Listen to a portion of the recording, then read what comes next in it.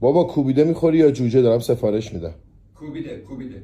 بابا غذا درست کردم. بابا میخوریم غذا تو رو. یعنی چی میخوری؟ آخه کی غذای تو رو میخوره؟ کی حال داره بره بیمارستان؟ بابا وایسا. واقعا یادم میمونه این کار تو. بابا میخوریم غذاته، نگران نباش. بابا تو میگی فقط نگران نباش، مثل پول دادن میگی نگران نباش. فردا هم که بابا مسافره داره میره، فردا میخوره. میری ببینم داری میری میگی فردا میخوری؟ یه استانبولی درست کردی از تو صبح. رفتی تو نخور، بعد تو درست نکردم.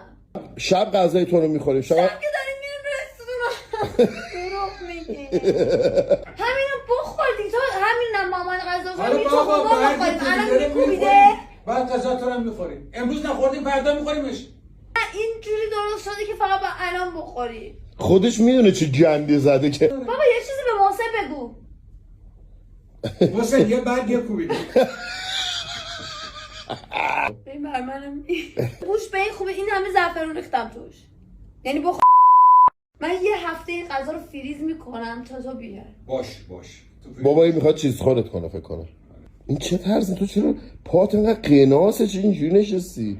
قناس نه قناس.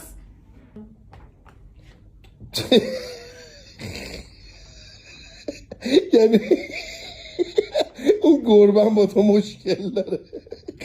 من نمیدونم زندگی